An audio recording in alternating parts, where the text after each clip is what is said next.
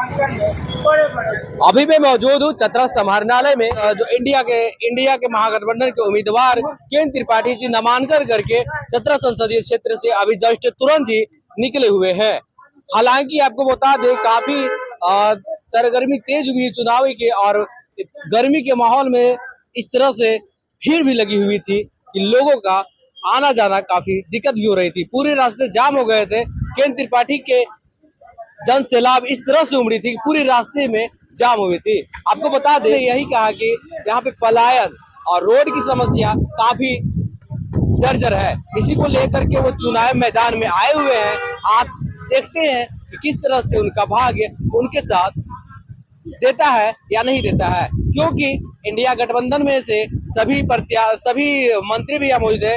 मंत्री सत्यानंद भोक्ता भी आए थे, बड़का का विधायक अंबा प्रसाद भी मौजूद थे, और कई नेता भी मौजूद थे उनके नामांकन में। और आपको बता दें, यही वो जगह है जहां से नामांकन करके केन त्रिपाठी निकले और लोगों का जनसैलाब उमड़ पड़ा। और इंडिया गठबंधन है, झारखंड मुक्ति मोर्चा, कांग्रेस, आरजेडी, हम लोग CPI-ML, हम लोग चतरा लोकसभा ऐतिहासिक मोर्चे से चुनाव जीतेंगे। आज शक्ति प्रदर्शन था, कितना संतुष्ट है आप? देखिए, नॉमिनेशन में कोई शक्ति प्रदर्शन नहीं होता है, शक्ति प्रदर्शन बूथ में होता है। ये कोई सड़क के भीड़ से कोई चुनाव नहीं जीता जा सकता है। बूथ मजबूत, पंचायत मजबूत, प्रखंड मजबूत, विधानसभा मजबूत, लोकसभा मजबूत। तो टक्कर हम लोग 3 दल का टक्कर किससे रहेगा? टक्कर जिनसे होना था वो पहले ही मैदान छोड़ के भाग गए। बीच में तो कोई है नहीं। जो इन्होंने 10 साल शासन किया, यहाँ पर बड़े बड़े वादे किए, कौन सा काम किए, जो उनको जवाब सवाल करना था, तो यहाँ पर प्रयोगशाला के रूप में दूसरे के यहाँ एक मूर्ति खड़ा कर दिए और उनको सेट कर दिए। तो पहले 10 वर्षों का हिसाब किताब होनी चाहिए कि आपकी डबल इंजन की सरकार थी, बहुमत की सरकार थी, आप लोगों ने क्या गांव में गरीब के लिए, महिलाओं के लिए, SC/ST के लिए, गांव के विकास के लिए कितना उद्योग लगा, कितने रोजगार मिला, कितना सड़क बना, कितना पुल बना, कितना स्कूल बना। तो जनता में जवाब सवाल करना चाहिए। तो भाग गए, अब दूसरे को यहाँ हाजिर कर दिए हैं। तो हम लोग तो लगातार झारखंड में हम लोग की सरकार है, और सरकार ने 4-4.5 वर्षों में विकास का बेमिसाल काम किया है। जनता सब देख रही है, और ये चुनाव में सब ईंट के जवाब पत्थर से देगी, और हमारे जो प्रत्याशी हैं रिकॉर्ड में से चुनाव जीते। अब नामांकन हो गया, अब चतरा में क्या रहा खतरा? खतरा में अब कोई खतरा नहीं है, चूंकि जो खतरा था तो खतरा तो टल गया है। चूंकि यहाँ तो इंडिया बनाम इंडिया है, तो यहाँ पर कोई ईट बट नहीं है। हम लोग जो 10 वर्षों का जो कुशासन है उसके विरोध में जनता मतदान करेगी। जो महंगाई है, भ्रष्टाचार है, जो लूट खसोट हुआ, जो झूठ हुआ, झूठा भाषण, झूठा आश्वासन, झूठा राशन की जो सरकार चली, ये जनता सब जान रही है, उसका सबक सिखाएगी। सर, कौन होंगे आपके प्रधानमंत्री? प्रधानमंत्री हम लोग भाजपाई नहीं है कि इलेक्शन के घोषणा होने के पहले यह कह दें कि वोट दो या न दो, 400 पार हम जीत जाएंगे। अभी वोट हुआ ही नहीं, इलेक्शन हुआ ही नहीं, सांसद चुने ही नहीं गए। ये वही लोग बता सकते हैं जो वोट के पहले, बिना जनता के वोट के पहले सारा कुछ डिक्लेयर कर देते हैं। अभी तो वोट होगा, सांसद चुने जाएंगे, संसदीय दल की बैठक होती है, यूपीए इंडिया गठबंधन की बैठक होगी, तब प्रधानमंत्री चुना जाएगा। ये लोग भाजपा वाले करते हैं कि वोट दो या न दो, 400 पार हम हो जाएंगे। ये हम लोग नहीं कर सकते। चतरा संसदीय में किस मुद्दा पर लेकर के आप चुनावी मैदान में आए हैं? हम लोग कई मुद्दों पे आए हैं। रोजगार, चतरा संसदीय क्षेत्र में 25,000 नवयुवकों को हम लोग रोजगार सृजित करके उन्हें रोजगार देंगे। हम लोग जितने नदी नाले बह रहे हैं उन सब नदी नालों को बांधकर लिफ्ट इरिगेशन लगाकर खेत तक पानी पहुंचाएंगे। भारत सरकार जो एम्स 2-3 जो यूपीए समय में हुआ था उसके बाद नहीं हुआ है, हम लोग मजबूर करेंगे सरकार को कि चतरा जैसे इलाकों में, लातेहार जैसे इलाकों में सुपर स्पेशलिटी हॉस्पिटल खोला जाए ताकि लोगों का यहाँ इलाज हो सके। कई जगहों पर उच्च शिक्षण संस्थान हमारे यहाँ नहीं है, जो भारत सरकार के परमिशन से होते हैं। उन सभी उच्च शिक्षण संस्थानों को यहाँ खोलेंगे ताकि हमारे बच्चे जाकर के दूसरे राज्य में बैठ करके न पढ़ना पड़े, अपने परिवार के साथ रह करके उच्च शिक्षा। हमारे मंत्रिकाल में हमने स्वयं सहायता समूह को इम्प्लीमेंट किया। आज जितना रूल्स बना हुआ है वो सब हम ही लोगों का बना हुआ है। हमने अपने मंत्रित्व काल में BPL हटाया, वृद्धा पेंशन को रिकॉर्ड 4,000 से लेकर के 14,000 तक हमने 3 महीनों में पहुंचाया था, जो आज हमारे बगल में बैठे माननीय मंत्री जी उसको बढ़ा करके 25,000 तक पहुंचा दिए हैं।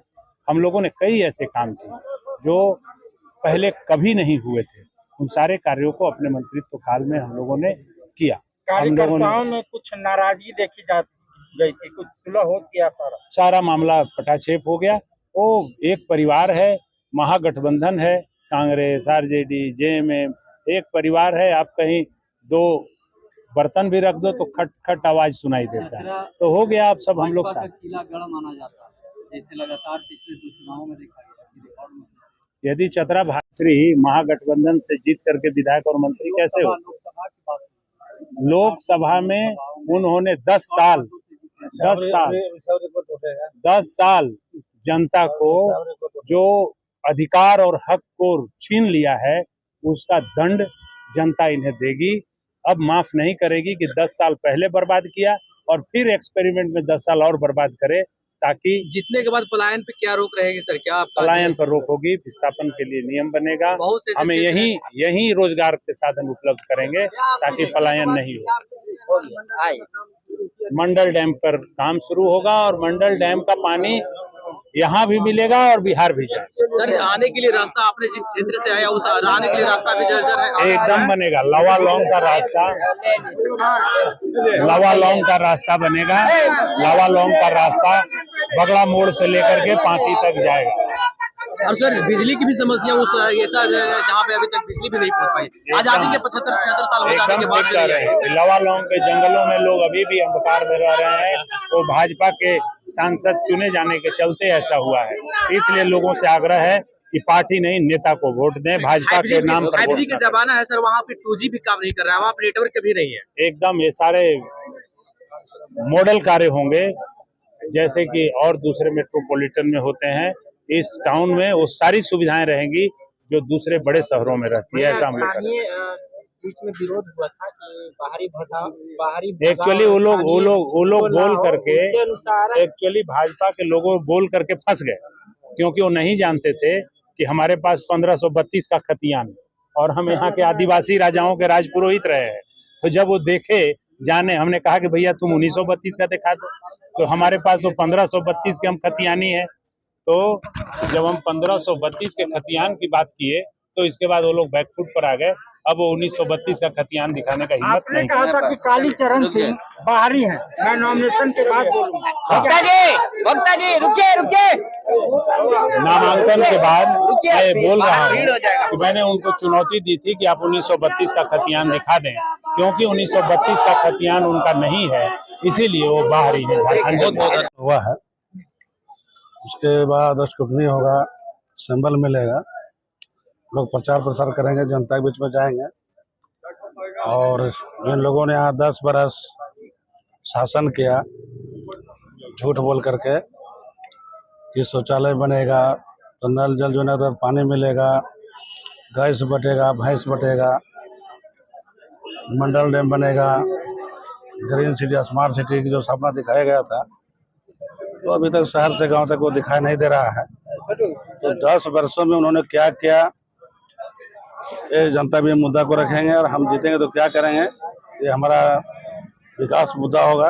ये सब मुद्दा लेकर जनता भी जाना है, जनता से आशीर्वाद लेना है।